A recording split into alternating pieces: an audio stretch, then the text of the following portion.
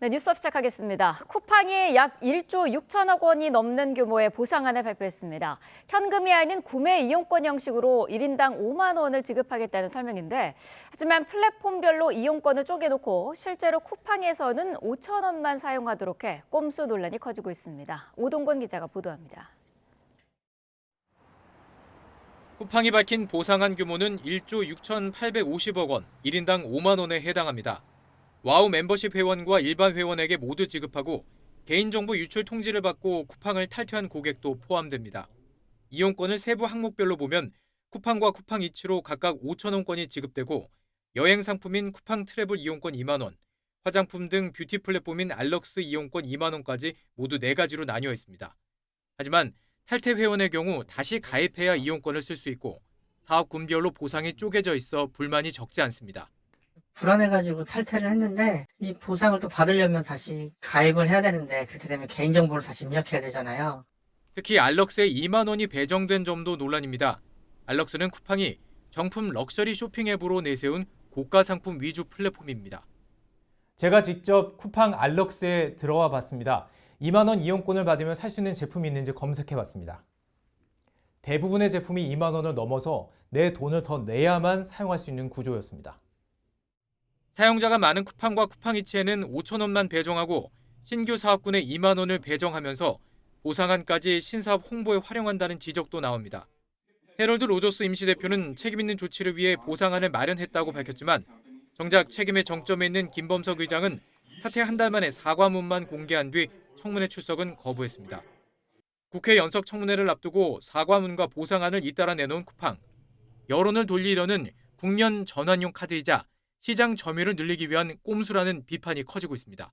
YTN 오동건입니다.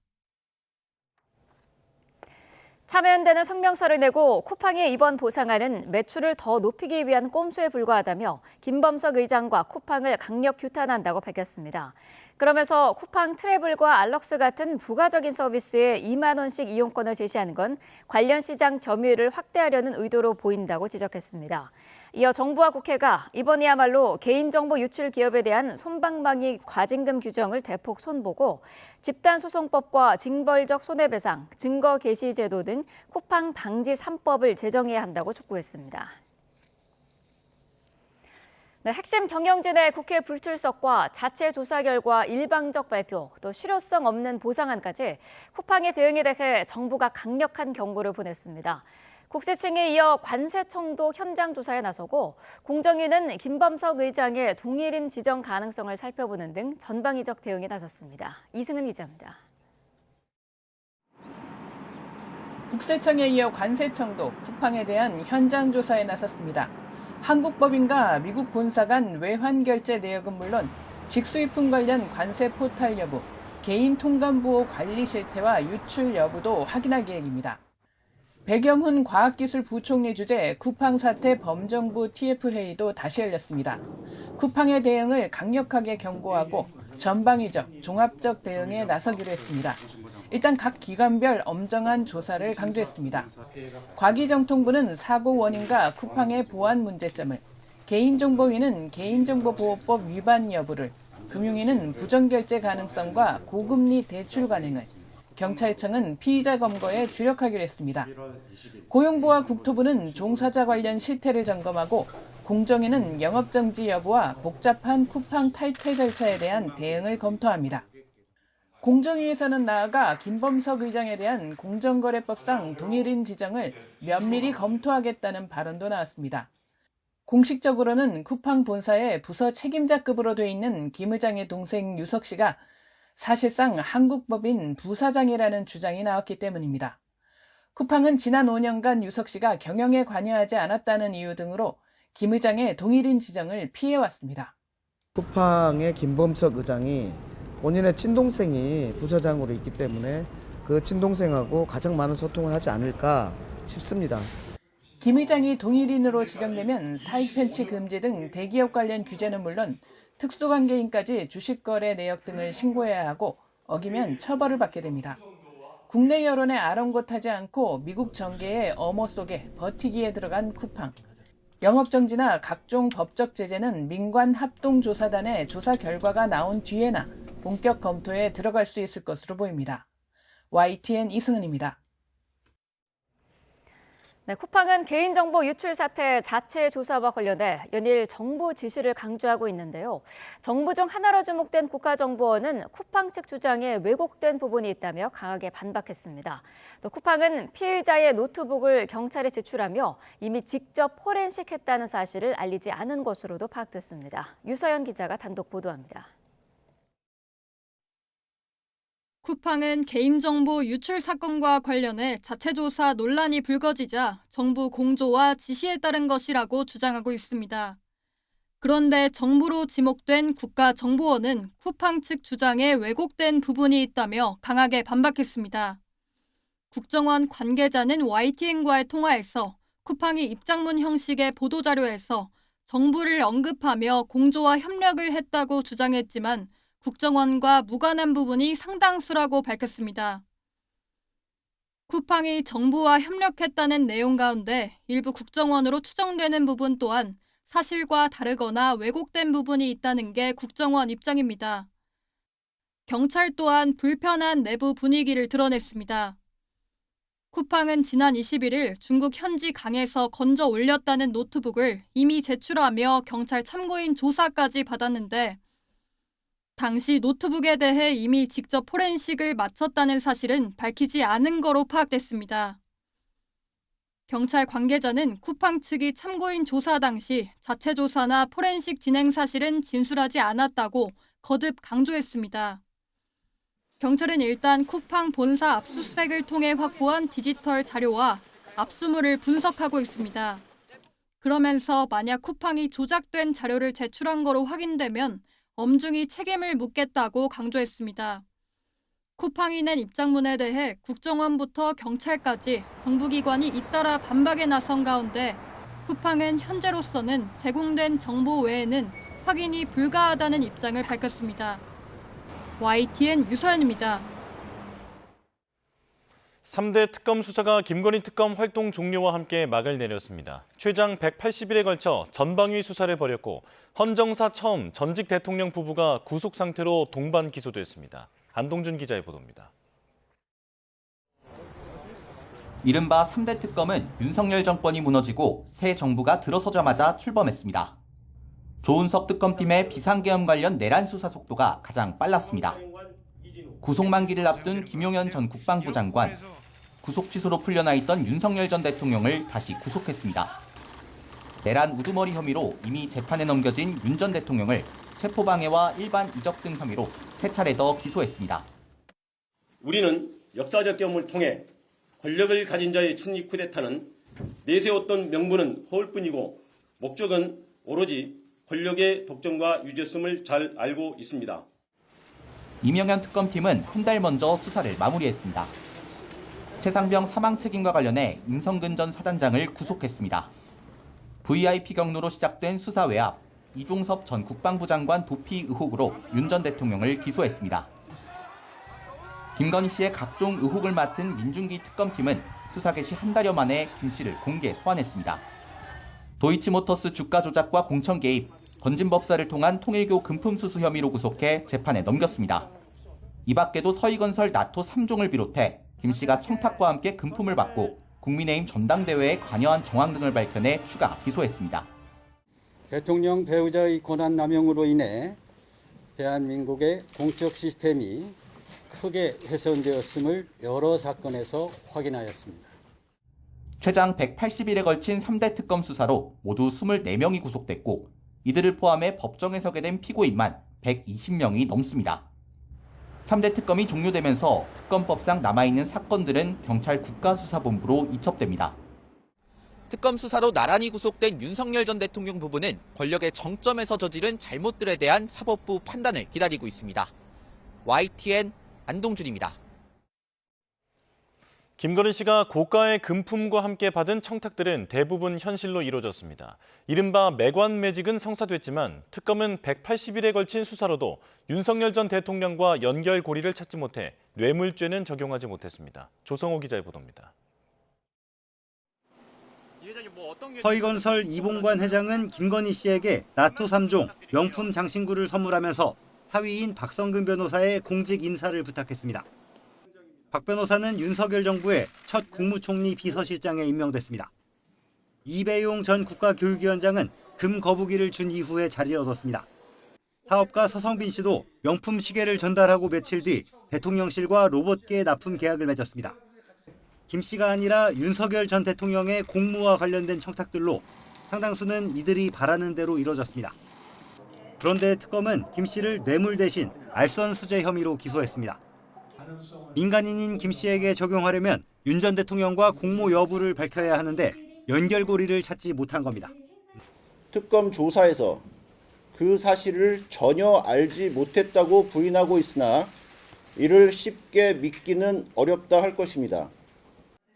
두 사람이 부부라는 특수한 사정을 고려하더라도 윤 전 대통령이 알았다고 볼 직접적인 증거가 충분하지 않다고 특검은 판단했습니다. 특히 윤 전 대통령이 재구속된 이후 한동안 특검 수사에 협조하지 않는 등 조사가 지연된 것에 대한 아쉬움을 드러냈습니다. 윤 전 대통령 앞에서 멈춰선 뇌물 수사는 경찰 국가수사본부가 맡습니다. 특검 관계자는 향후 재판 과정에서 관련자들 진술이 바뀔 수 있고 경찰에 의해 다른 증거들이 수집될 가능성도 있어서 이첩했다고 설명했습니다. YTN 조성호입니다. 경제 속보입니다. 지난달 생산과 투자는 증가한 반면 소비는 감소한 것으로 나타났습니다. 국가데이터처가 발표한 11월 산업활동 동향에 따르면 지난달 전 산업 생산은 광공업과 서비스업이 함께 늘며 한 달 전보다 0.9% 증가했습니다. 특히 반도체 생산은 7.5% 증가했습니다. 반면 소매 판매는 음식료품과 의복 등에서 판매가 줄어 3.3% 감소했습니다.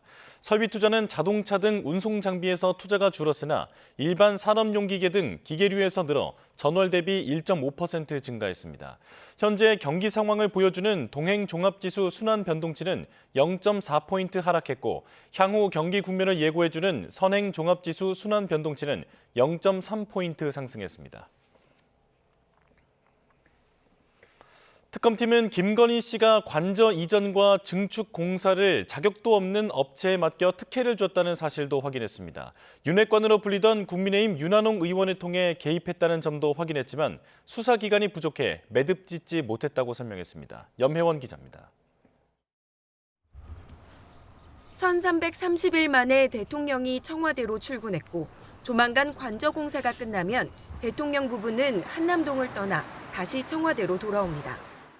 3년 7개월 만에 윤석열 전 대통령 부부가 멀쩡한 집무실과 관저를 옮기고 고치며 저지른 비리도 드러났습니다.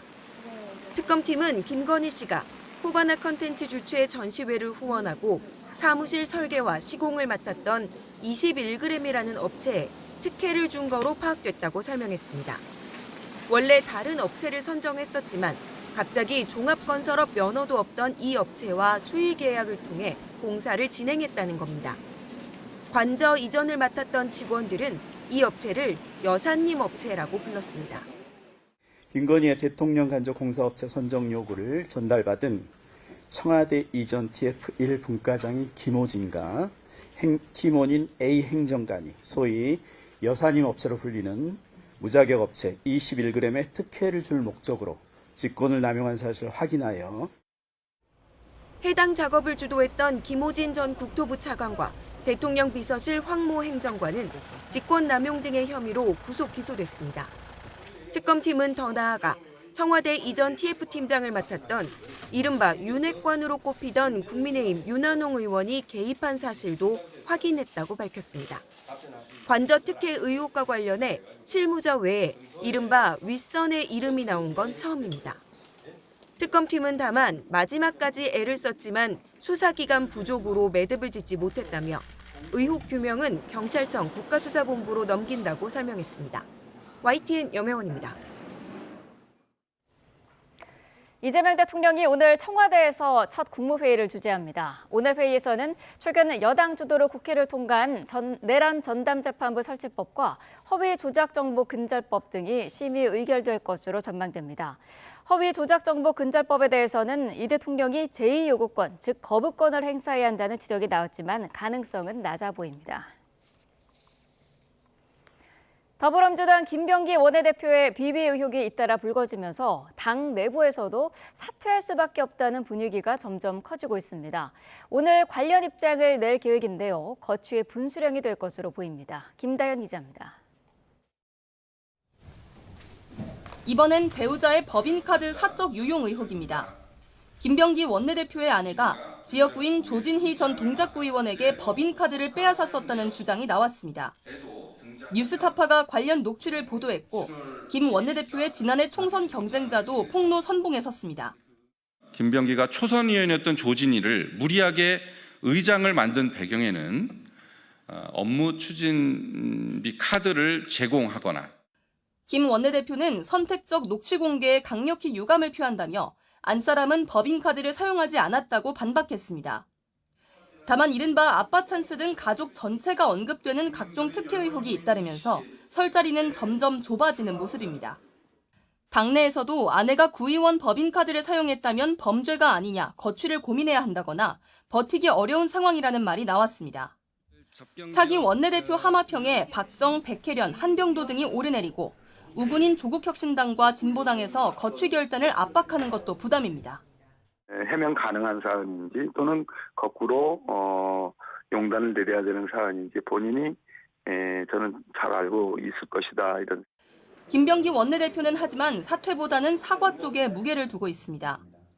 통일교 특검과 2차 종합특검, 사법개혁안 등 과제가 산적한데 자칫 원내 사령탑 공백 때문에 발목 잡힐까 우려하는 것으로 전해졌습니다. 질주하는 정청래 지도부에서 김 원내대표가 나름 균형을 잡아온 것도 무시할 수 없는 대목입니다. 김 원내대표는 오늘 대국민 사과 등 관련 입장을 내고 여론 추이를 지켜볼 것으로 전해졌습니다. 최근에 그 대표님 둘러싼 논란 대해서 내일 거취 표명도 하실 입장이실까요? 공교롭게도 민주당 최고위원 보궐선거가 이른바 명청 대리전으로 진행되는 상황에서 원내대표 거취 문제가 불거졌습니다. 집권 여당의 권력 구조와도 맞물려 있어 혼자만의 선택이 될 수 없는 모습입니다. YTN 김다현입니다.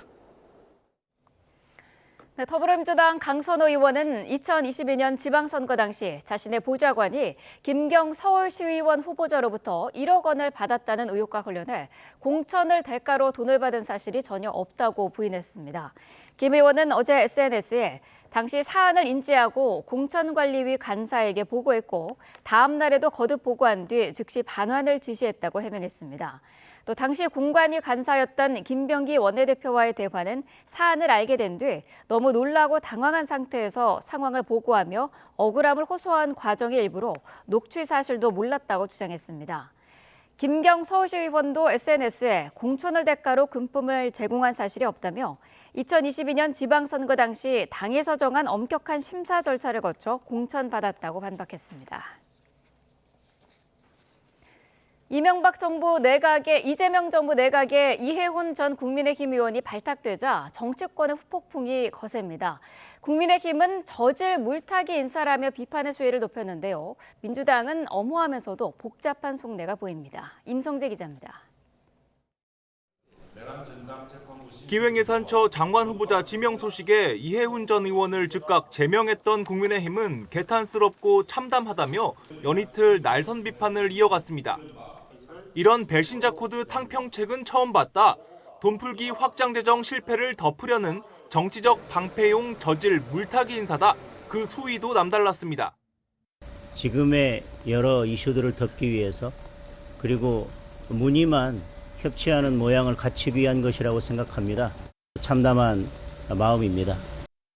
이 후보자를 직접 겨냥해 은전 30냥의 예술을 판 유다. 자리를 위해 영혼을 판 자로 비유하며 분풀이를 이어갔습니다. 대체 어떤 뇌구조이길래 이재명 정부의 제안을 덥석 물었는지 국민의 가슴에 대못질을 하는 것인지 묻고 싶습니다. 민주당은 이재명 대통령의 신용과 통합 의지 그리고 이 후보자의 전문성에 초점을 맞춰 엄호에 나섰습니다. 하지만 비상계엄과 윤석열 전 대통령 탄핵 국면에서 보여준 내란 옹호 발언과 행동에 대해선 사과하라고 조건을 달았습니다. 윤석열을 옹호했던 발언과 행동에 대해서 분명하게 청문회에서 입장을 밝히고 국민 앞에 사과하고 사죄할 건 해야 된다.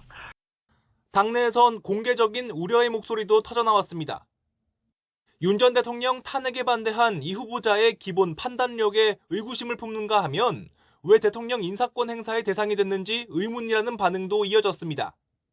그 이해운 후보자에 대해서 좀 이견을 표명한 의원님들 계신데 현재 그 후보자의 그 태도가 중요한 것이라고 보여지고 소수 야당들도 저마다 말을 보태며 이해운 사태에 참전했습니다.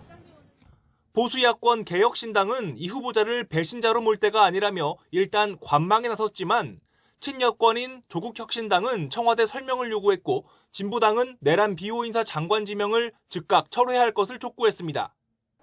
이해운 후보자 파격 발탁이 정치권의 가장 뜨거운 감자가 되는 분위기입니다. 이 반신반의하는 여당과 이 복수심에 이를 가는 야당이 서로 다른 공세를 펼 수도 있는데 이 청문회 과정이 녹록지 않을 거란 전망이 나오는 이유입니다. YTN 임성재입니다.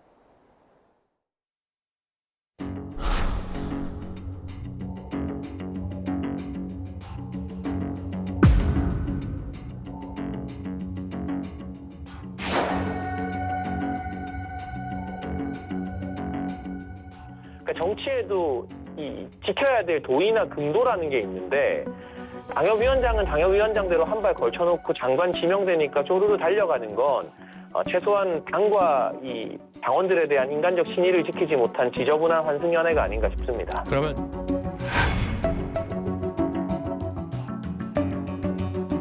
나라를 정상화하고 선진국의 반열에 우뚝 세우기 위해서는 과거의 경력과 관계없이 새로운 접근 방식도 얼마든지 도입 가능하다. 이제 그런 차원의 국정 운영을 시도하려는 거 아닌가 하는 생각이 듭니다.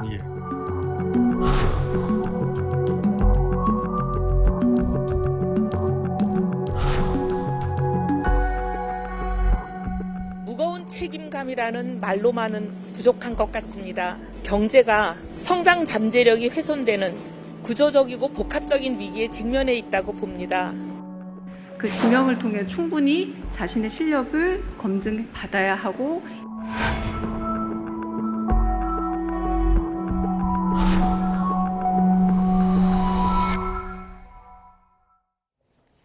네, 정치권 이슈 자세히 짚어보겠습니다. 박성민 전 더불어민주당 최고위원, 이재영 국민의힘 서울 강동을 당협위원장과 함께하겠습니다. 어서 오십시오. 자, 화면으로 보신 것처럼 이 대통령이 초기 기획예산처 장관에 이해훈 전 의원을 지명한 것을 두고 후폭풍이 이어지고 있는데요. 탕평 인사라고는 하지만 부정적인 여론도 적지 않은데 이 대통령이 어제 내란 단절 의사를 직접 밝혀야 한다라는 입장을 냈습니다. 후보자가 어쨌든 이런 논란을 직접 좀 잠재워야 한다 이런 입장인 것 같아요. 네, 아무래도 이제 청와대 입장에서는 인사 검증을 하는 과정에서 이 부분에 대한 당사자의 충분한 소명을 들었을 것으로 예상이 됩니다. 네. 어떤 과거에 좀 부적절한 발언들, 좀 수위가 높은 어떤 반대 집회에 나가고 그 집회를 주도하고 이랬던 윤 전 대통령과 관련된 행보가 있었지만 거기에 대해서 후보자 본인도 휩쓸렸었다라고 얘기를 했는데 네. 거기에 대해서 아마 청와대 측에는 충분히 설명을 했을 걸로 보이고요. 다만 여기에 대해서 이해훈 후보자가 직접 이 과거 내란 관련 발언이나 단절 의사를 표명해야 된다라는 것은 여당 내부에 있는 우려와 그리고 국민들의 눈높이에 맞춰서 국민들 앞에서 직접 본인이 해명하는 그런 입장 표명이 필요하다. 그러니까 본인이 직접 이 부정적인 여론과 관련해서 과거 본인의 행보에 대해서 직접 소명하고 직접 해명하고 직접 사과하는 자리가 필요하다. 이것은 불가피해 보인다라는 판단이 작용하는 것 같습니다. 그래서 저는 실제로 지금 민주당 내에서조차도 이해훈 후보자의 이런 과거 행태와 이력에 대해서 문제 제기가 좀 있는 만큼 네. 이해훈 후보자가 직접 단순히 휩쓸렸었다 정도의 해명이 아니라 매우 잘못된 행위였고 본인이 어떻게 그 윤 전 대통령의 계엄과 탄핵에 대해서 생각하고 있는지에 대해서 공개적이고 공식적인 자리에서 한 번 더 제대로 얘기를 할 필요가 있어 보인다 이렇게 생각이 듭니다. 네, 당협위원장으로서 한 차례 당의 입장에 따랐던 것뿐이다라고도 이제 언급을 이전에 했었는데 잠시 뒤 9시에 이제 입장을 좀 낸다고 하거든요. 어떤 내용들이 나올까요? 일단 장관이 되고 싶으면 계엄에 대한 그리고 탄핵에 대한 과거의 발언을 번복해야 되고 네. 그때는 왜 그랬는지에 대한 충분한 설명이 필요하겠죠. 저는 이재명 대통령이 이번 인사를 보면서 묘한 한수를 뒀다 이런 네. 생각은 들긴 했습니다. 그러니까 그 정치 즉 진영의 논리를 좀 떠나서 예산처 장관을 예전에는 기획부, 그러니까 그 기재위, 아니면은 경제부처에서 예산을 다뤄봤던 사람들을 이렇게 뒀는데 이번엔 정치인을 뒀단 말이죠. 그래서 정치 그래도 첫 장관인데 그런 의미에서 그런 부분에선 좀 의미 있는 것이 아니었나 뭐 생각이 드는데 좀 국민의힘의 반응은 뭐 예견된 거였고 오히려 민주당 내에서 이 스텝이 꼬이는 거 아닌가라는 생각은 좀 들었어요. 왜냐하면 앞서 우리 박성민 최고도 말씀해 주셨지만 바로 어제까지만 해도 아니면 엊그제까지만 해도 내란 세력 척결, 뭐 국민의힘 뭐 정당 해산 이걸 계속해서 장사해왔던 민주당인데 예산처 장관을 이해운 당협위원장, 뭐 전 당협위원장이라고 해야 되겠네요 이제는. 특히 그 탄핵과 계엄에 어찌 보면 뭐 계엄까지는 모르겠지만 탄핵에 굉장히 반대했던 사람, 뭐 그리고 그 입장이 번복된 걸 제가 보진 못했는데 그런 분을 장관으로 이제 하면서 그걸 이제 옹호해야 되는 입장이 돼버린 거 아니에요. 이 민주당 인사들 입장에서는. 그래서 그걸 보면서 저 사람들이 이제 앞으로 무슨 얘기를 할 건가라는 생각은 좀 드네요. 민주당 내부에서도 사실 뭐 의아하다는 분위기가 있었는데 오늘 입장 발표를 본 이후에 좀 달라질 가능성도 있을까요? 뭐 충분하게 해명과 사과가 있다라고 한다면 거기에 대해서는 민주당 입장에서도 받아들일 수 있겠죠. 그러니까 뭐 과거에 사실은 제가 봤을 때에도 단순히 휩쓸렸다 보기에는 좀 어려운 것이 이 본인의 당협에서 뭐 직접 집회를 주최하기도 하고 그런 모습들을 보여왔고 굉장히 좀 아스팔트 우파라고 보일 수 있는 그런 집회들에도 나가서 적극적으로 발언을 하셨기 때문에 왜 어제와 오늘의 입장이 다른 것이냐라는 질문을 피할 수 없을 것이라 생각합니다. 다만 그렇다고 해서 후보자가 뭐 정말 어떤 정치적인 이유 때문에 어떤 본인의 정치적인 입지나 상황 때문에 동의하지 않았으나 그런 행동을 했다라는 점에 대해서 충분히 반성하고 이야기를 한다면 대통령께서 이 인사를 지명하신 뜻도 여당 입장에서는 뒷받침해야 될 의무가 있는 것이고 또 한편으로는 후보자가 직접 나서서 국민들 앞에서 좀 석고대죄를 하고 잘못된 입장이었고 정말 진정으로 반성한다라고 진정성 있게 얘기를 한다면 그 역시도 들어주지 않을 재간은 없다라는 생각이 들고요. 결국 그 사과의 수위나 어떤 객관성 그리고 명확성이 확보가 된다면 이해운 후보자에 대한 부정적인 여론도 민주당 내부에서 한 차례 좀 불식될 수 있지 않을까라는 생각은 듭니다. 그렇군요. 장동혁 대표는 어제 이런 얘기도 했습니다. 해당 행위를 하는 인사들에 대해서 제대로 조치를 못했기 때문에 이런 일이 벌어진 거다. 과감한 조치를 해야 한다는 내용이었는데 당이 좀 더 강경한 기조로 움직일 것 같기도 해요. 근데 이건 말이 안 되죠. 왜냐하면 지금까지 해당 행위를 한 게 없었으니까 이해운 전 최고는 이번이 어찌 보면 처음인 것일 수도 있잖아요.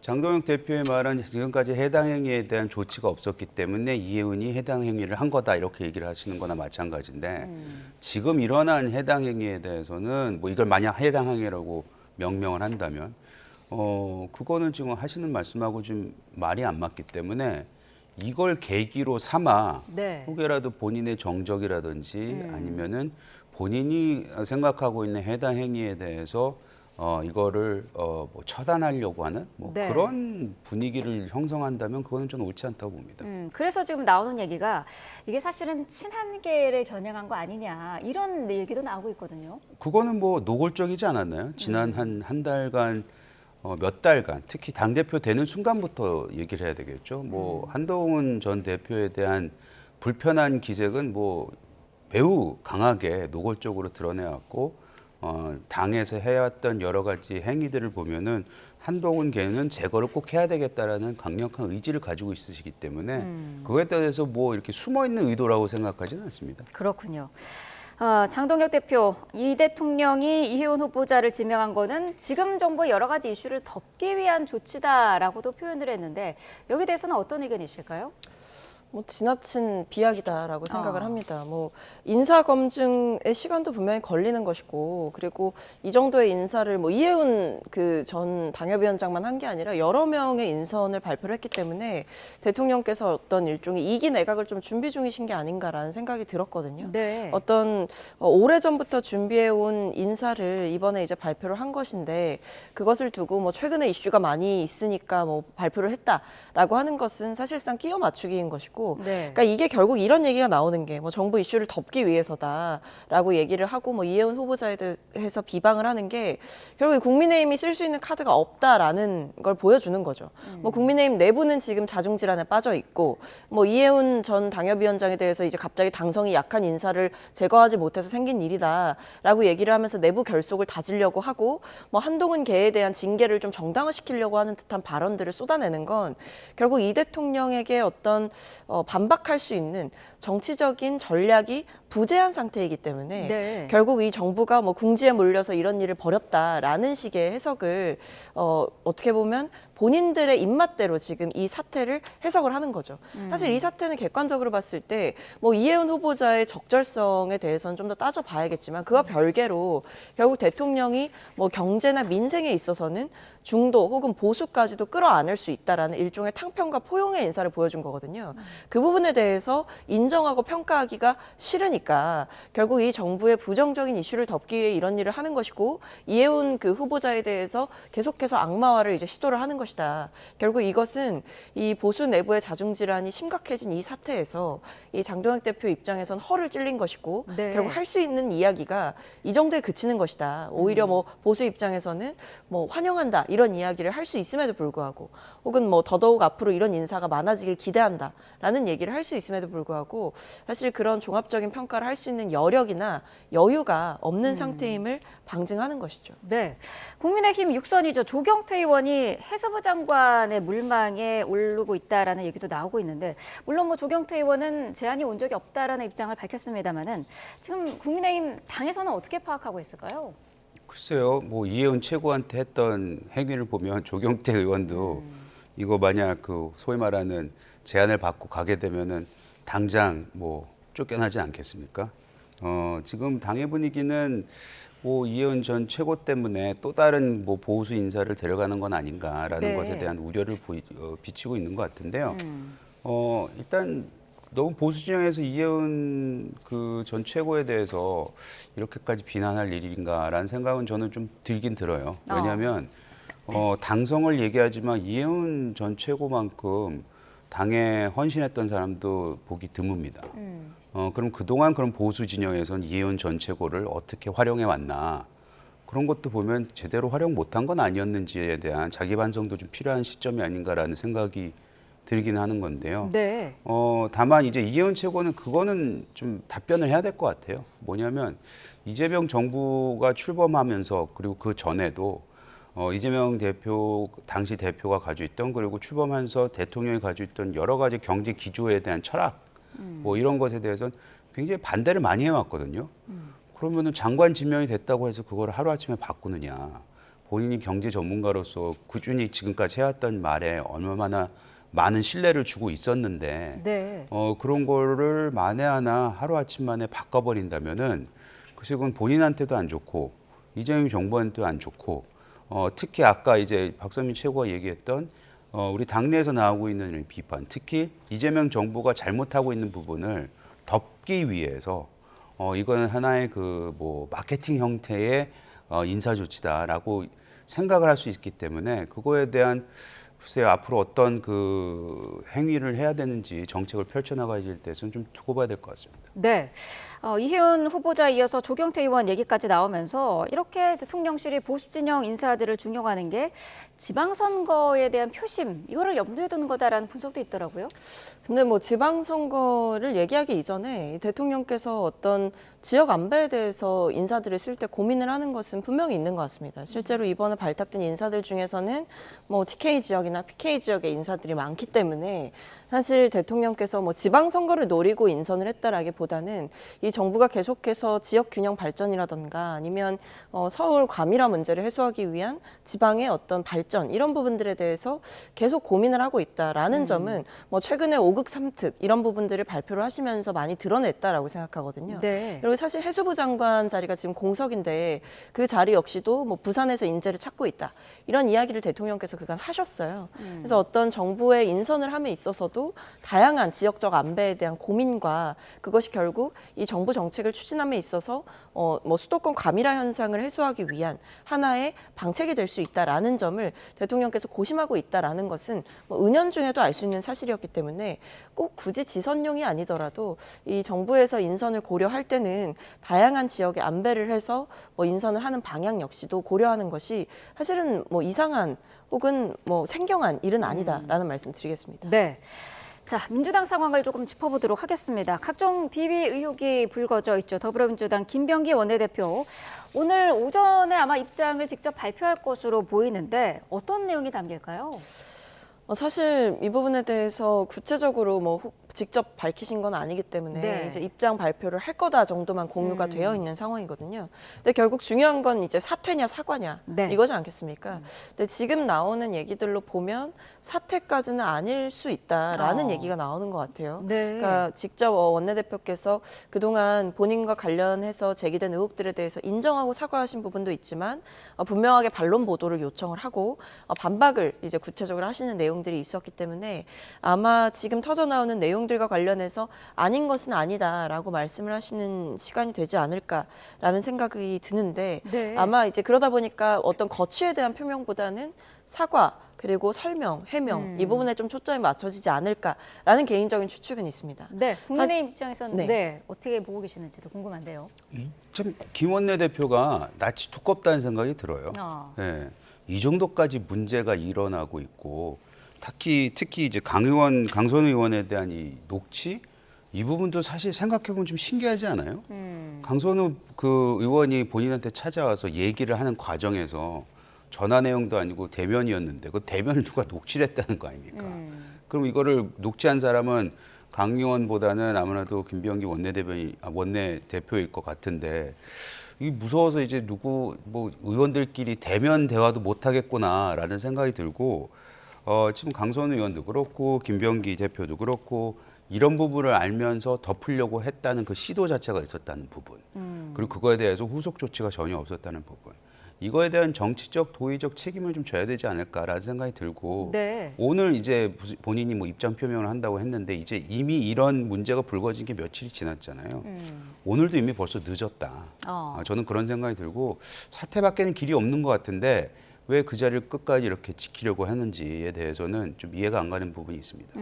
강선호 의원과 관련된 내용을 언급을 해주셨는데 내용을 좀 짚어보면 지난 22년에 지방선거를 앞두고 강선호 의원의 보좌관이 시의원 공천 신청자에게 1억 원을 전달받았고 이거를 보관 중이다라는 얘기를 이제 강 의원이 들었는데요. 이거를 김병기 당시 공관위 간사가 묵인했다라는 내용이지 않습니까?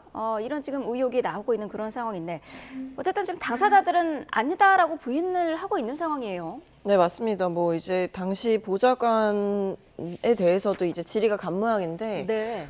본인 아니다라고 이야기를 그런 사실이 없다라고 얘기를 했고 그 외에도 이제 뭐 당사자로 지목된 뭐 시의원 같은 경우에도 아니다라고 네. 입장을 표명하고 있기 때문에 뭐 사실 공방은 좀 더 해봐야 될 것 같다라는 생각은 들지만 근데 뭐 녹취에 나온 내용들이 워낙에 구체적이기 때문에 이 상황에서 뭐 모든 게 다 거짓이다 뭐 돈이 오간 사실 자체가 없다 이렇게 볼 수는 없을 것 같습니다. 네. 근데 여기에 대해서 제가 좀 문제의식을 느끼는 건 뭐 이제 본인 모르게 그러니까 의원 모르게 돈이 왔고 그것을 이제 돌려주라라고 지시를 했다라고 하는 것까지는 100번 양보해서 이해를 한다라고 하더라도 네. 왜 그 돈을 건넸다라고 지목되고 있는 그 당시 이 시의원이 왜 이제 공천을 문제없이 이제 받는 결정이 되었는가? 그렇죠.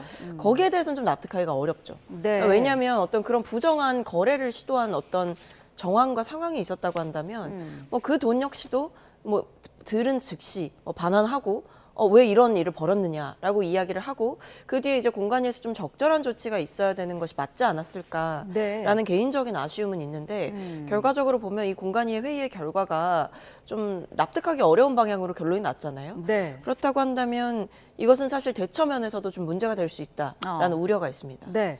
그러니까 이제 돈은 반환하라고 바로 지시를 했다는 게 강선우 의원의 해명인데 당시 이 김경시 의원은 단수 공천을 받았고요. 지방선거에서 당선이 됐습니다. 어떻게 보고 계세요? 이거는 명백한 불법 아닐까요? 뭐 제가 법조인이 아닌데 1억 원을 지금 돌려주는지 안 돌려주는지도 모르겠고 일단 받아서 이렇게 보관했다는 것 자체만으로도 제가 알기로는 그건 불법 여지가 분명히 충분한 것 같고 네. 본인도 잘못한 거 아니까 살려달라고 한 거 아니겠어요? 네, 그러면서 지금에 와서 모르쇠라고 일관되게 얘기하는 거는 앞뒤가 맞지 않는다라는 생각이 들고 방금 지적하신 부분대로 이분이 공천을 봐서 시의원이 된 이 시점 요 부분에 대해서는 누가 봐도 이거는 그 용납이 안 되는 네. 행위인 것 같습니다. 왜냐하면 돈을 받았다는 그걸 시도했다는 것 자체만으로도 공개적으로는 안 하더라도 당신 이런 사람은 나는 절대 공천 줄 수 없어 라고 선을 그었어야 되는데 그건커녕 오히려 공천을 주고 당선을 시켰으니 그 좋은 지역에서 민주당 입장에서는 네. 그거만큼은 그 어떤 해명도 제가 봤을 때는 그 타당하지 않을 것 같다라는 생각이 드네요. 어쨌든 지금 여러 가지 의혹들이 계속 불거지면서 김병기 원내대표에 대해서 이제 야당은 계속해서 사퇴를 이제 주장을 하고 있는데 대통령실과의 소통이라든지요, 아니면 뭐 임기가 내년 5월까지이지 않습니까? 이런 점들을 고려할 때 중도 하차하기에는 당에도 그렇고 대통령에게도 그렇고 부담일 거다, 이런 지금 지적도 있어요. 어떻게 보고 계시나요? 글쎄요, 근데 저는 뭐 정치적으로 이 김 원내대표께서 해오신 역할과 어떤 원내대표로서 좀 잘 해오셨던 부분들이 많다라고 생각을 합니다. 네, 그렇지만 그것과 별개로 이 원내대표와 관련해서 그 나오고 있는 의혹들의 수위나 어떤 파장 역시 작지 않고 굉장히 좀 심각한 내용들이기 때문에 저는 이 김 원내대표께서 사과를 하고 해명을 하실 수는 있다라고 봅니다만, 그럼에도 어떤 거취와 관련해서는 좀 명확한 입장 표명이 필요한 상황이 아닌가 라는 생각이 들고, 오히려 지금 이제 직책을 유지하면서 갔을 때의 정치적인 파장, 그리고 뭐 만약에 또 뒤이은 폭로가 나온다라고 한다면 그 역시 정부나 이제 당에 부담이 될 수 있다라는 우려 역시도 좀 고려를 해주시는 게 맞지 않을까 싶습니다. 알겠습니다. 자, 속보가 한 가지 들어와서요. 잠시 전해드리겠습니다. 앞으로 시장 지배적 지위 남용 행위를 한 기업에 대한 경제형벌이 없어지는 대신에 과징금의 한도가 현행 관련 매출액의 6%에서 20%로 대폭 올라갑니다. 공정위는 경제형벌 정비에 따라 공정거래법과 하도급법 등에 명시된 31개 위반 유형에 대한 형벌을 폐지하는 대신 과징금 부과 한도를 대폭 상향하거나 새로 도입해서 법 위반 억지력이 약해지지 않게 하겠다고 밝혔습니다. 우선 공정거래법상 시장 지배적 지위 남용 행위의 경우 형벌로 규율한 사례가 드물고 주로 과징금으로 제지를 해왔는데, 과징금 부과 수준이 낮아서 법 위반 억지에 미흡하다는 지적이 있었다며 과징금 한도를 현행 관련 매출액의 6%에서 20%로 대폭 상향하기로 했다고 공정위가 밝혔습니다. 네, 전국 이슈 두 분과 함께 자세히 짚어봤습니다. 박성민 전 더불어민주당 최고위원, 이재영 국민의힘 서울 강동을 당협위원장과 함께했습니다. 고맙습니다.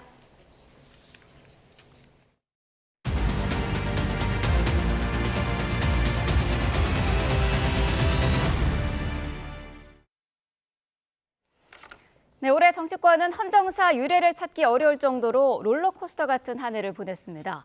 대통령이 파면되고 조기 대선을 통해 정권 교체가 이루어지면서 여대 야소 구도 속에 극심한 혼란이 이어졌습니다. 조은지 기자입니다.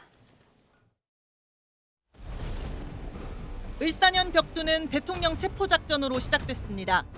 버스로 벽을 세우고 원형 철조망까지 둘러 요새로 변신한 한남동 관저에서 버티다 끝내 붙잡힌 게 지난 1월 15일.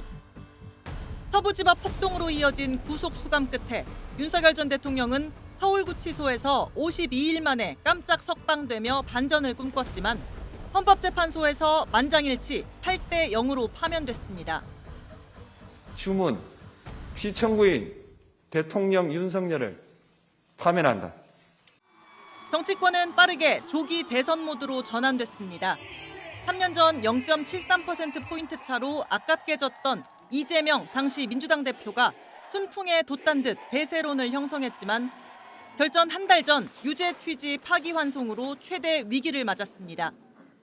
제가 생각했던 것과 전혀 다른 방향의 판결인데 일단 내용을 저도 확인해보고 입장을 내겠습니다. 벼랑 끝에선 당시 여권은 김문수 후보를 세우기까지 혼돈의 일주일을 보냈습니다. 경선 내내 난 김덕수라며 한덕수 총리와 단일화를 약속했던 김 후보가 돌연 버티기에 나섰기 때문입니다. 무소속 후보를 우리 당의 대통령 후보로 만들기 위해 온갖 불법 부당한 수단을 동원하고 있습니다. 저도 호남 사람입니다. 서로 사랑해야 합니다. 모두 잠든 새벽 초유의 후보 교체 시도와 가처분 소송, 당원의 찬반 투표 끝에 기호 2번 김문수가 확정됐지만 내상을 잔뜩 입은 상처뿐인 영광이었습니다. 계엄과 탄핵, 파면으로 가뜩이나 기울어진 운동장에서 빛의 혁명을 외친 이재명 후보는 60일 대선 레이스의 승자가 됐습니다.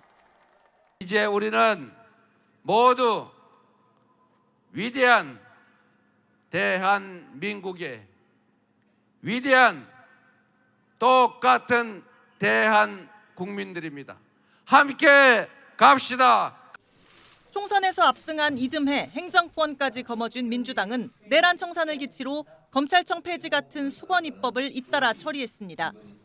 거대 양당은 서로를 청산 대상, 독재 정당으로 규정하는데 특검 수사와 내란 재판, 콘크리트 지지층의 요구까지 맞물리며 대화와 타협은 종적을 감췄습니다.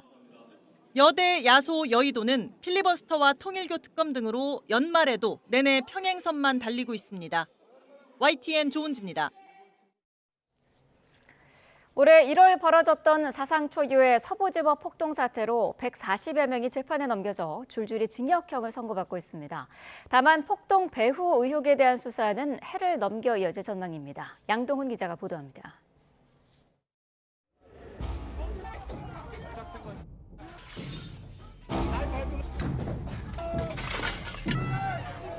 지난 1월 18일 윤석열 전 대통령의 구속영장 심사가 진행된 서울 서부지방법원. 일부 지지자들은 법원 출입구를 틀어막거나 담을 넘어 법원 경내에 난입하고 고위공직자범죄수사처 차량을 습격해 파손하기도 했습니다.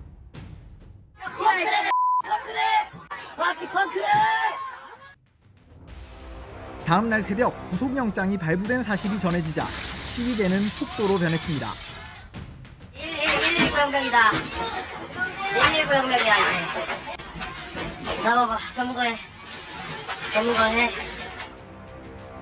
사상 초유의 폭동의 아수라장이 된 법원.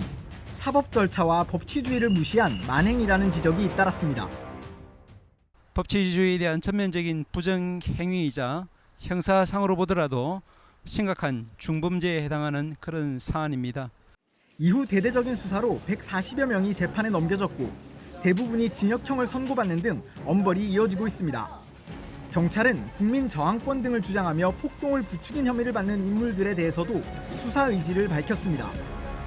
불법과 폭력 시위에 대해서는 앞으로도 엄정하게 대처할 것을 말씀드립니다. 배우나 이런 거에 대해서도 충분히 수사를 할 생각입니다.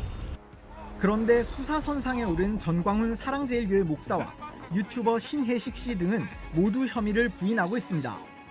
서부지법 사태는요. 나하고는 관계도 없고 우리 강화문에서 집회할 때 다른 데 가서 소리 지르는 애들이에요. 걔들은 우리 단체가 아니라고. 사랑제일교회와 전 목사 자택 등을 압수수색하며 수사를 이어온 경찰은 전 목사와 신 씨에 대한 구속영장을 신청했지만 검찰에서 반려됐습니다. 경찰은 이들에 대한 구속영장을 재신청하는 방안도 검토 중인데 수사를 마무리하고 검찰에 송치하는 시점은 내년 초가 될 전망입니다. 폭동을 조장한 혐의를 받는 사람들에 대한 사법 절차까지 모두 마무리돼야 단순한 법원 외관 복구를 넘어 법치주의 회복이라는 목표에 한 발 더 다가갈 수 있을 전망입니다. YTN 양동훈입니다. 국방부가 12.3 비상계엄에 가담한 여인형 전 방첩사령관과 이진우 전 수도방위 사령관을 파면했습니다. 이들은 그동안 군사재판을 받고 있어 현역 신분을 유지해왔는데 함께 기소된 곽종근 전 특전사령관은 한 단계 낮은 해임 처분을 받았습니다. 나혜인 기자입니다. 여인형 전 방첩사령관과 이진우 전 수도방위 사령관은 12.3 비상계엄 당시 병력 출동을 지휘한 핵심 장성들입니다. 내란 중요 임무 종사 혐의로 기소돼 군사법원 재판을 받아왔는데 국방부가 1년여 만에 강제 전역 처분을 내렸습니다. 군인 징계 수위로는 가장 무거운 파면을 의결한 겁니다. 법령 준수 의무 위반, 성실 의무 위반으로 각각 중징계 처분했습니다. 이들과 함께 재판 중인 곽종근 전 특전사령관은 이보다 한 단계 낮은 해임 처분을 받았습니다. 계엄 이후 실체적 진실 규명에 기여한 점이 참작됐습니다. 파면과 해임 모두 불명예 강제 전역 처분이지만 해임의 경우 금품 비위가 아니면 군인연금은 그대로 지급되는 것으로 알려졌습니다. 제가 받은 임무가 국회와 선관위, 민주당사, 여론조사꽃에서 6개였는데 한 임무를 받은 시점이 일요일 12월 1일 정도 됐습니다. 군복을 벗게 된 이들은 이제 민간법원에서 재판을 받게 됩니다. 다음 달 4일 구속기한 만료를 앞둔 문상호 전 정보사령관의 경우 군사법원에 추가 구속영장 심사를 거쳐 징계 여부가 확정될 전망입니다. 국방부는 또 계엄 당시 이른바 계엄버스 탑승을 지시한 고현석 전 육군 참모 차장 역시 파면 처분했습니다. 국회가 계엄 해제를 의결한 뒤 부하의 만류에도 선관위 출동 명령을 실행한 방첩사 소속 대령은 재심사 끝에 정직 2개월 중징계가 결정됐습니다. YTN9입니다. 정부가 해킹 방지를 소홀히 한 책임을 물어 KT의 모든 가입자의 위약금을 면제하라고 요구했습니다. 민관 합동조사 결과 KT 서버에서는 100개가 넘는 악성 코드가 무더기로 쏟아져 나왔습니다. 박기환 기자가 보도합니다. 민관 합동조사를 마친 정부는 KT에 이번 사이버 침해 사고에 대한 과실이 있다고 인정했습니다. 불법 이동 기지국, 펜토셀 인증서 등을 KT가 허술하게 관리한 탓에 무단결제 범행에 악용됐다는 설명입니다. 여기에 가입자들의 음성통화 내용과 문자까지 모두 빼앗긴 건 안전한 통신망이라는 통신사업자의 기본 의무를 저버린 것이라고 봤습니다. 무단결제 피해자뿐 아니라 사실상 모든 가입자가 위험에 노출된 것이라면서 전 가입자에 대한 위약금 면제를 요구했습니다. 이번 침해 사고는 KT 전체 이용자를 대상으로 KT 이용약관상 위약금을 면제해야 하는 회사의 기책 사유에 해당한다고 판단하였습니다. 이뿐만이 아닙니다. KT가 지난해 서버에서 외부 침입 흔적을 확인하고도 신고하지 않고 무마하려 한 위법 행위에 대해선 과태료를 부과키로 했습니다. 여기에 더해 조사 과정에서 KT가 확인하지 못한 악성 코드도 무더기로 쏟아졌습니다. 모두 합쳐 94대 서버에서 악성 코드 103개 종이 확인됐는데 일부는 SK텔레콤 서버에서 발견된 것과 유사했습니다. SKT의 그 BPF도 한 3가지 유형이 발견됐었는데요. 이번에 KT 쪽에서 그 유형 비슷한 게 나왔습니다. 동일한 공격자로 단정 짓는 부분에 대해서는 일단은 결론을 내기가 좀 어려운 상황이었습니다. 조사에서 확인된 무단 소액 결제 피해자는 368명, 피해액만 2억 4,300만 원이었고 단말기 식별번호 등 정보가 유출된 사람도 2만 2천 명이 넘었습니다. 정부는 KT에 일단 재발 방지 조치 계획을 다음 달까지 제출하라고 요구했습니다. KT는 정부 발표 직후 고객 보상과 정보 보안 혁신안을 확정해 발표하겠다면서 위약금 면제 요구에 대한 즉답은 피했습니다. YTN 박견입니다. KT 무단 소액 결제 사건 조사는 일단락됐지만 풀리지 않은 의문이 많습니다. 범인들은 무려 1년 전부터 범행을 준비했고 도청까지 가능했던 것으로 파악됐는데 핵심인 피해자들의 개인정보 유출 경로는 물론 주범의 행방도 안개 속입니다. 부장원 기자가 보도합니다. KT 무단결제 사태와 관련한 조사가 마무리되면서 사태의 윤곽이 조금씩 드러나고 있습니다. 범인들은 최초 피해가 발생하기 1년 전인 지난해 4월 범행을 시도했는데 장비 문제로 실행하지는 못한 것으로 파악됐습니다. 8일간 서울 전역을 돌아다니며 운영하였으나 장비가 정상 작동되지 않아 운영을 종료하였습니다.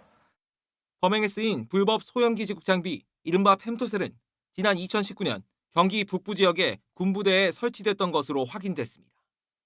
막사 이전 과정에서 유실된 것을 범인들이 손에 넣은 건데 이를 통해 언제 어디서든 KT망에 접속하고 이용자 휴대전화에서 문자와 통화까지 몰래 들여다볼 수 있었던 것으로 드러났습니다. 사실상 KT 모든 이용자가 도청 위험에 노출돼 있었던 겁니다. 이용자가 송수신하는 평문의 문자, 음성통화 정보를 탈취할 수 있는 위험한 상황에 이용자가 노출된 것이며 실제 일부 지역에서 피해도 발생하였습니다. 다만 3개월에 걸친 합동조사에서도 가입자의 주민등록정보 등 소액결제에 필요한 핵심 정보가 어떻게 유출됐는지는 확인되지 않았습니다. 여전히 추가 범죄 가능성이 남아있는 것으로 미완의 조사라는 지적이 나오는 이유입니다.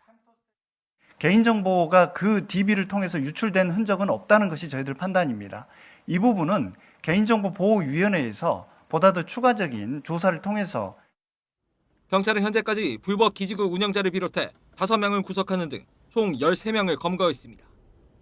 다만 범행을 주도하며 사건의 실마리를 쥔 중국인 윗선과 해킹에 쓰인 노트북의 행방은 여전히 안개 속입니다. 경찰은 인터폴 적색 수배를 내리고 행방을 쫓고 있지만 중국에 거점을 둔 만큼 신병 확보에는 난관이 따를 거로 보입니다. YTN 부장원입니다.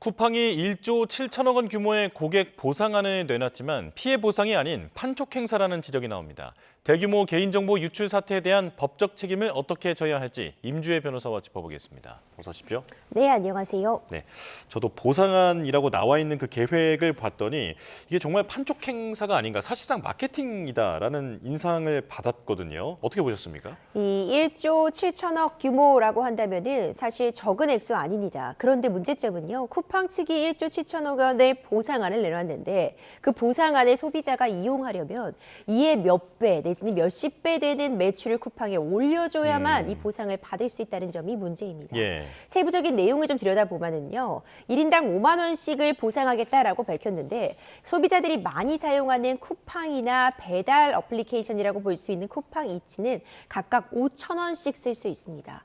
오히려 상대적으로 덜 알려져 있고 그리고 실제로 굉장히 비싼 제품들, 여행 상품이나 일종의 명품 같은 것들을 구매할 수 있는 쿠팡 트래블이나 알럭스에서는 2만 원씩 사용할 수 있도록 되어 있는데 이런 트래블이나 알럭스를 이용하려면 몇십만 원 내지는 몇백만 원을 사용해야지 고작 2만 원을 할인받을 수 있다는 점에서 소비자들이 이것이 보상안이라는 것이 맞는 것이냐, 오히려 지금 탈팡 러쉬가 일어나고 있는데 이 탈퇴를 했던 회원들을 불러들이기 위해서 판촉 행사를 벌이는 것 아니냐라는 비판 나오고 있습니다. 예, 지금 다시 설명을 들어봐도 쿠폰과 크게 다를 바가 없다라는 그런 생각이 드는데요. 자, 그런데 용어도 지적이 나오고 있습니다. 배상이 아닌 보상안이다라는 단어를 썼는데 이게 어떤 차이가 있는 겁니까? 이 배상, 보상 어찌 보자면은 우리가 일상생활에서는 혼용해서 쓰는 말 맞습니다. 그런데 이제 법적으로 들어가 보자면요, 손해배상이라는 말을 쓰지 손해보상이라는 말을 쓰지 않습니다. 적법한 행위였는데 어떤 손해가 발생했을 때 이때는 어떤 잘못에 대한 대가로서 지불하는 것이 아니라 어떤 행위에 대해서 보상 차원에서 주어진다라고 할 때 우리가 보상이라고 쓰고요. 법적으로 이제 손해를 발생시켜서 이에 대해서 책임을 지는 행위, 금전적으로 그 손해를 배상한다라고 표현하기 때문에 쿠팡 측이 이런 부분까지도 고려한 어휘 선택이다라는 생각이 드는데 보상안이라고 명기를 하고 있습니다. 예. 그러니까 어떤 불법적인 부분에 대한 책임의 의미를 지기보다는 쿠팡 측이 그래도 우리가 소비자들을 위해서 이런 보상안을 마련했어라는 일종의 좀 생색내기 식의 보상안 마련이 아닌가라는 비판 역시도 지금 나오고 있습니다. 예, 사실 사건 초기부터 정보 노출이냐 유출이냐 이 문제도 있었고요. 지금 책임을 축소하려는 의도가 아니냐라고 하는 비판이 나오고 있는 상황입니다. 자, 그런데 쿠팡은 미국 기업인 건 맞습니다만 매출의 90% 이상이 국내에서 나오지 않습니까? 자, 그래서 국내에서 보면 동종업계에서도 쿠팡이 왜 이렇게 대응을 하는지 모르겠다. 이렇게 좀 답답해하는 입장이 나오고 있습니다. 이제 쿠팡의 미국식 조직 문화가 원인이다라고 하는 지적도 있던데요. 쿠팡이 미국에서 상장이 됐었다고 할 때 많은 국민들이 참 박수를 치고 응원을 하는 모습을 보였습니다. 예. 우리 기업이 이렇게 미국에 상장도 했다라고 생각을 했는데 실상을 들여다보니까요, 쿠팡은 한국에서 사업을 하고 있는 한국인을 대상으로 매출을 올리고 있는 미국 기업이었던 겁니다. 한국인들이 대부분 이용을 하고 있고 매출의 90% 이상이 한국에서 발생을 하고 있지만 미국에 상장되어 있고 대표도 알다시피 미국인이다 보니까 한국식 조직 문화라던가 한국 문화에 대한 이해가 떨어지는 것도 사실입니다. 실제로 청문회에 출석한 쿠팡 이 임직원들 모습을 보면은요, 한국 정서에 전혀 맞지 않는 그런 행동을 하는 걸 보여주는데 문제는 지금 이 일련의 과정이 우리가 생각해보자면 국내 소비자들을 너무 기만하고 있는 것 아니야. 도대체 왜 이런 식으로 대응하는지 모르겠다라는 이야기가 나오지만 법적으로 보자면 책임을 좀 피할 수 있는 내지는 책임을 줄일 수 있는 쿠팡 입장에서는 굉장히 경제적인 선택을 하고 있는 것으로 보입니다. 저는 이 5만 원이라는 액수에도 굉장히 주목을 했는데요.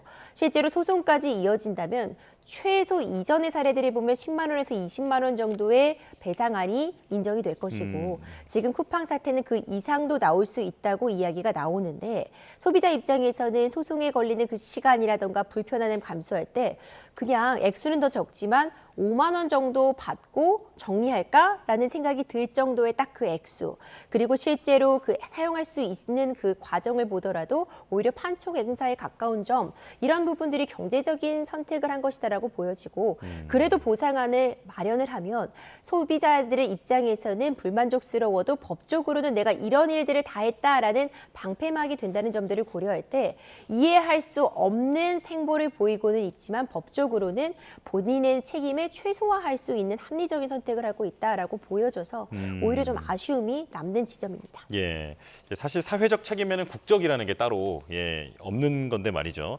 자, 법적 대응에 특히 신경 쓰고 있다라고 말씀을 해주셨는데 이건 어떻습니까? 그 쿠팡이 개인정보 유출 피의자의 노트북을 직접 건져서 경찰에 제출을 했는데 자체 포렌식을 했다라는 사실은 숨겼더라고요. 이건 어떤 의미가 있습니까? 이렇게 기업과 정부가 엇박자를 내는 것도 쉽지가 않은데 쿠팡 측에서는 전격적으로 이 사실관계에 대해서 자체적으로 조사를 했다라고 하면서 공개를 한 내용이 있습니다. 이 노트북을 이 물에서 건져 올리는 이 영상까지 공개를 하면서 정부와 협의하에 이런 일들이 진행이 되었고 자체 조사를 마쳤다. 그리고 자체 포렌식 결과도 있었는데 이 경찰에 이 노트북 등을 제출하면서요, 이 쿠팡에서 어떤 경위로 이런 것들을 습득하고 피해자에 대한 조사 소환이 있었는지 이런 부분들은 또 다 비밀로 붙였습니다. 그러니까 정부와 협의를 했다고 하는데 정부는 협의한 바가 없다라고 이야기를 하고 있으니까 소비자 입장에서는 굉장히 혼란스럽습니다. 네. 이제 여러 가지 점들이 문제점을 지적할 수 있는데 일단 경찰에서 아직 사실관계에 대한 조사가 끝나지 않았습니다.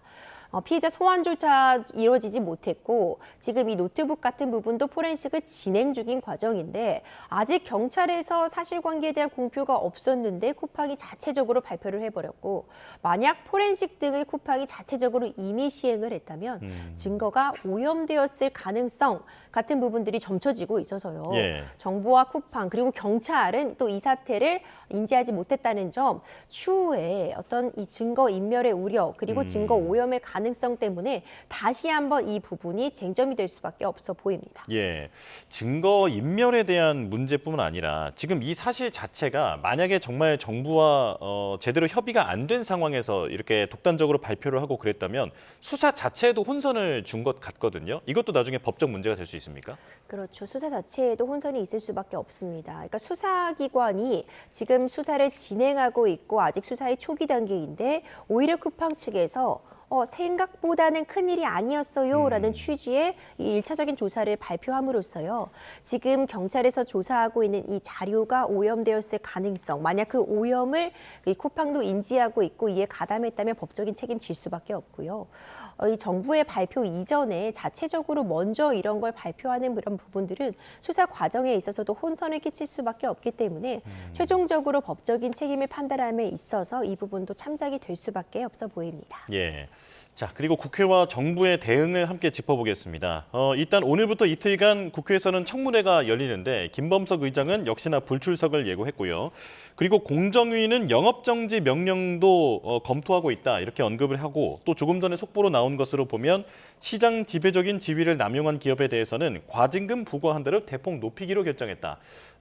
국회와 정부가 함께 압박에 나서고 있는 상황인데 실질적으로 어떤 조치가 가능할 것으로 보십니까? 이 쿠팡 사태 사태 범정부 TF가 가동이 되면서 이 사건을 수습하고 어떤 배상안 그리고 쿠팡에 대한 제재 마련에 총력을 기울이겠다라고 밝히고 있는데 이 제재가 쉬운 것은 아닙니다. 이제 많이 이야기 나왔던 것이 영업정지 명령입니다. 네. 근데 영업정지가 내려지려면요, 결국 전자상거래법상 소비자의 피해가 딱 인정이 되고 그 피해가 있음에도 여러 차례 다시 한번 정정을 하라고 이 지다가 있었는데도 쿠팡 측이 계속해서 그 제재에 대해서 지도를 하지 않고 그대로 이 상황을 악화시킨 경우에 어찌 보자면 최후적인 수단으로 영업정지가 가능한데 간단하지만은 않은 것이 영업정지를 받게 되면 오히려 쿠팡의 입점에 있는 많은 업체들이 그 피해를 떠안을 수 있는 구조입니다. 그러니까 영업정지 카드를 쉽게 꺼내들기가 법적인 요건으로도 그렇고 이후에 파장으로도 그렇고 쉽지 않다라는 전망도 나오고 있고요.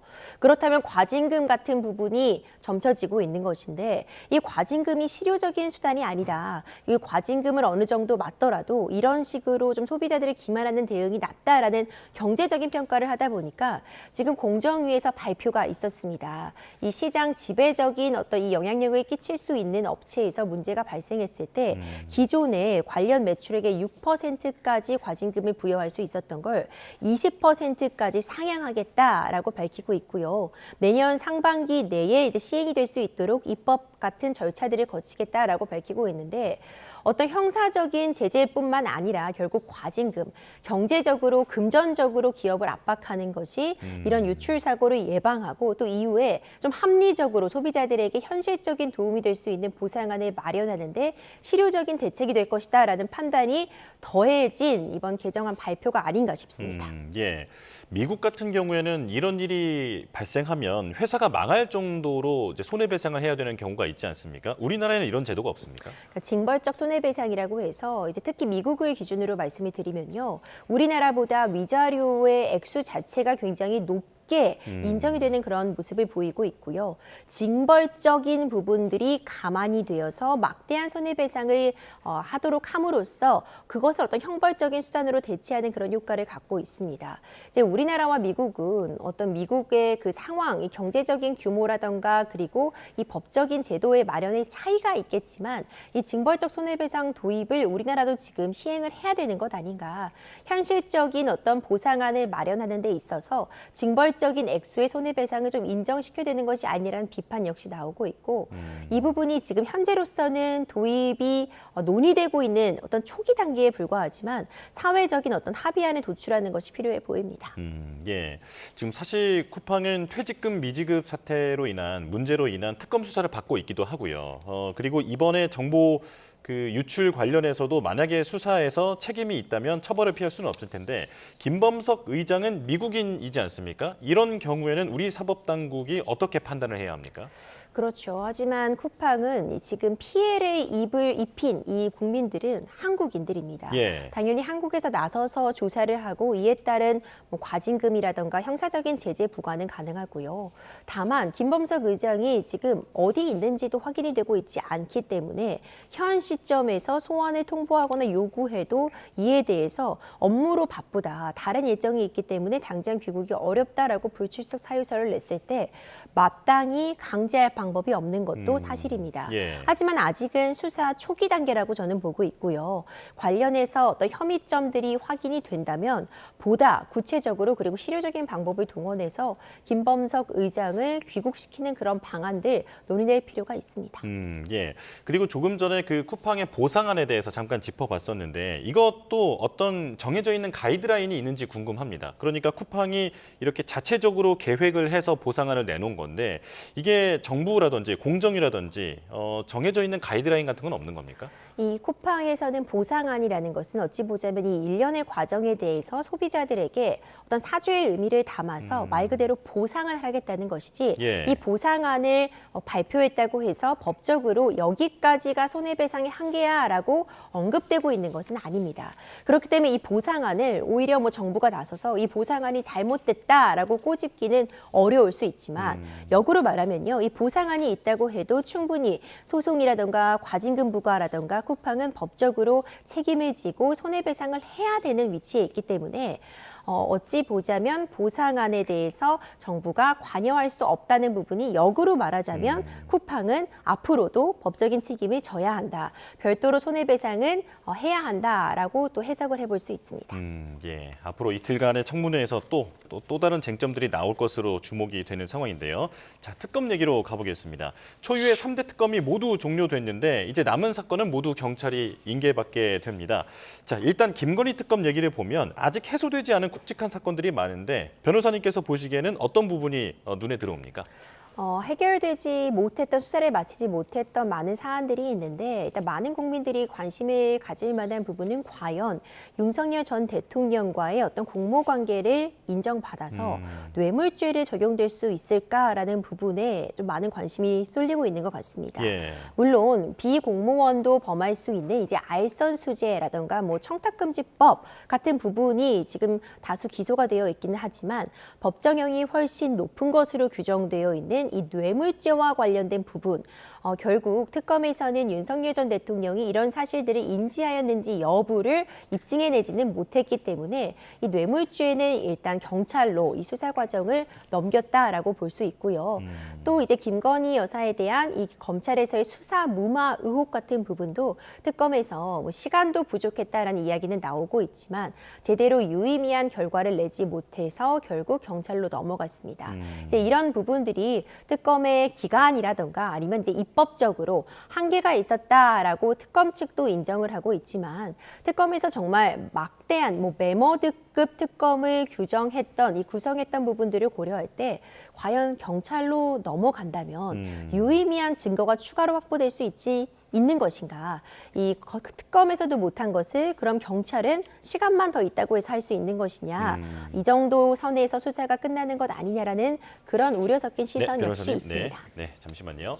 자, 과거 윤석열 전 대통령의 탄핵 반대 집회에 나가서 연설을 해서 논란을 빚고 있는 이해운 기획예산처 장관 후보자가 지금 출근길에 나섰습니다. 현장으로 가보겠습니다.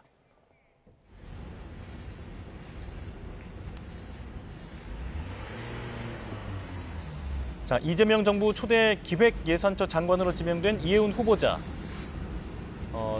입장을 들어보겠습니다. 안녕하세요. 기획예산처 장관 후보자 이해운입니다. 1년 전 엄동설안의 내란 극복을 위해 애쓰신 모든 분들께 머리 숙여 사과드리기 위해서 오늘 이 자리에 섰습니다. 내란은 헌정사에 있어서는 안 될 분명히 잘못된 일입니다. 내란은 민주주의를 파괴하는 불법적 행위입니다. 그러나 당신은 제가 실체를 제대로 파악하지 못했습니다. 정당에 속해 정치를 하면서 당파성에 매몰되어 사안의 본질과 국가 공동체가 처한 위기의 실체를 놓쳤음을 오늘 솔직하게 고백합니다. 이 점에 대해서는 어떤 변명도 하지 않겠습니다. 저의 판단 부족이었고 헌법과 민주주의 앞에서 용기 있게 행동하지 못한 책임은 오롯이 저에게 있습니다. 그럼에도 불구하고 기획예산처 초대 장관이라는 막중한 책무를 앞두고 있는 지금 과거의 실수를 덮은 채 앞으로 나아갈 수는 없다고 판단했습니다. 국민 앞에 먼저 사과하지 않으면 그런 공직은 결코 정당화될 수 없기 때문입니다. 민주주의를 지켜내기 위해서 추운 겨울 하루하루를 보내시고 상처받으신 분들, 또 저를 장관으로 또 부처의 수장으로 받아들여 주실 공무원들, 모든 상처받은 분들께 진심으로 사과합니다. 이 정부의 제안을 받았을 때 저는 결코 개인의 영예로 받아들이지 않았습니다. 제가 평생 쌓아온 경제정책의 경험과 전문성이 대한민국의 발전에 단 한 부분이라도 기여할 수 있다면 그것은 저에게 내려진 책임의 소환이며 저의 오판을 국정의 무게로 갚으라는 국민의 명령이라고 생각했습니다. 말이 아니라 행동과 결과로 이 사과의 무게를 증명하겠습니다. 계엄으로 촉발된 우리 사회의 갈등과 분열을 청산하고 잘못된 과거와 단절하고 새로운 통합의 시대로 나아가는데 혼신의 힘을 다하겠습니다. 대한민국의 미래와 국민 주권 정부의 성공을 위해 최선을 다하겠습니다. 다시 한번 민주주의 회복을 위해 온몸으로 헌신하신 모든 민주수민 여러분께 머리 숙여 사과드립니다. 감사합니다.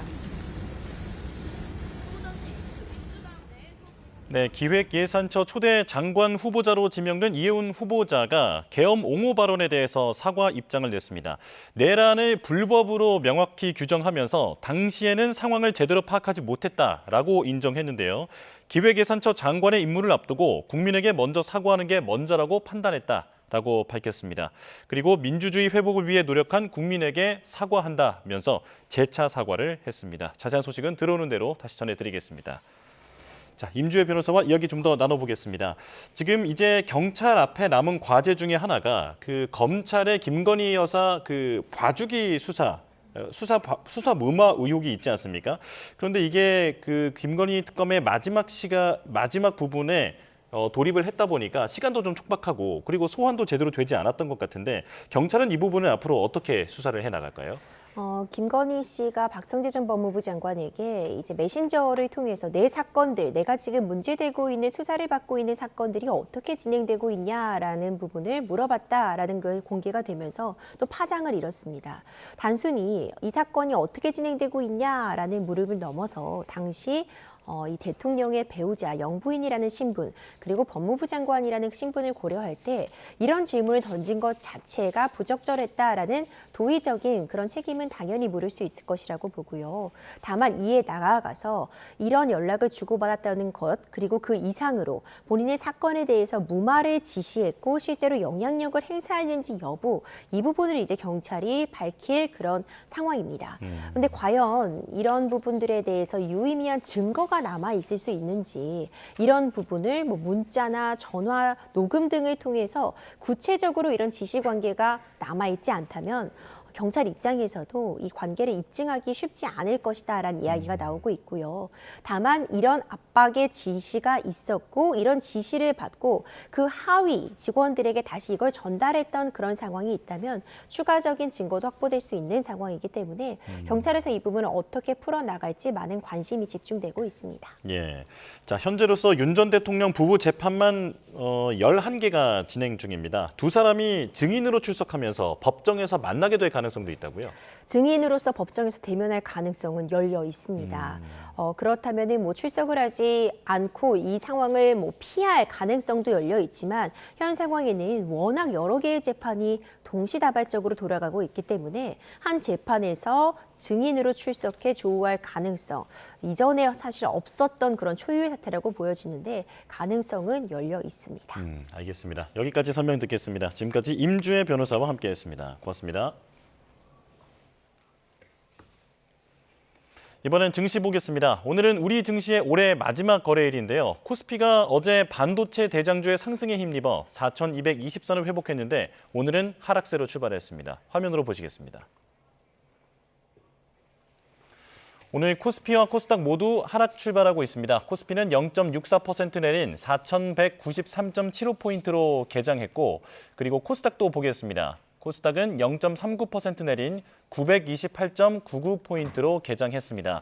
자, 원달러 환율 보겠습니다. 정부가 안정 의지를 천명한 이후에 하락세를 이어가고 있는데 현재 1,433.5원으로 개장을 했습니다. 그리고 지금은 낙폭이 좀 커지고 있는데요. 1,430원을 깨고 1,420원대로 내려갈 그런 상황까지 내려가고 있는 상황입니다. 불과 일주일 만에 40원 이상 떨어진 상황인데 원달러 환율 변동성에도 유의해야겠습니다. 지금까지 개장 상황 살펴봤습니다. 트럼프 행정부의 오바마 케어 보조금 지급 중단과 관세 정책으로 양극화가 심해져 연방준비제도의 통화 정책에 영향을 줄 것이라는 전망이 나왔습니다. 고금리로 위축됐던 미국 부동산 시장은 금리 인하의 여파로 회복 조짐을 보이고 있습니다. 뉴욕에서 이승윤 특파원입니다. 정부 보조금으로 미국인이 저렴하게 민간 건강보험에 가입할 수 있게 하는 오바마 케어 보조금 지급 중단 법안이 고성 속에 하원을 통과했습니다. Millions of Americans will not be able to afford health insurance because Americans don't have an extra $1,000 or $2,000 in their pockets every month to pay for health insurance. 건강보험료 부담은 트럼프 대통령의 관세로 물가가 올라 상대적으로 큰 타격을 받은 저소득층과 고소득층 간의 소비 양극화를 심화시킬 전망입니다. 중저소득층의 구매력이 악화되는 상황에서 실질 소득 감소가 지속이 되면은 소비가 위축되고 연체율 상승 등의 금융 안정에도 부정적인 영향을 미칠 수 있음에 유의해야 됩니다. 연방준비제도의 핵심인 존 윌리엄스 뉴욕 연방준비은행 총재는 계층 간 소비 양극화가 통화 정책에 큰 영향을 미칠 것으로 내다봤습니다. 다만 고금리에 신음하던 미국 부동산 시장은 3연속 금리 인하의 회복세를 보이고 있습니다. 바닥을 찍고 조금 올라가는 게 아닌가. 상업용 부동산에 대한 어떤 우려는 예전보다는 조금 이제 잠잠해진 그런 상황이라고. 실제로 미국의 11월 잠정주택 판매 지수는 78.8로 7월 이후 꾸준한 상승세를 이어가고 있습니다. 미국 3위 투자은행인 뱅크 오브 아메리카의 브라이언 모이니엔 최고 경영자는 새해에는 무역 긴장 완화가 기대된다며 인공지능을 중심으로 미국 경제가 올해 2%보다 오른 2.4%의 성장률을 기록할 것으로 예측했습니다. 뉴욕에서 YTN 이승윤입니다. 연말 연시 추위에 대비 잘 하셔야겠습니다. 오늘부터 기온이 점차 떨어지겠는데요.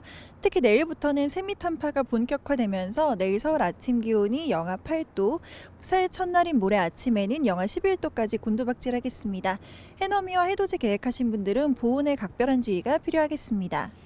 찬바람이 불면서 어제 말썽을 부리던 미세먼지도 모두 해소되겠고요. 대부분 지역에서 대기질이 양호하겠습니다.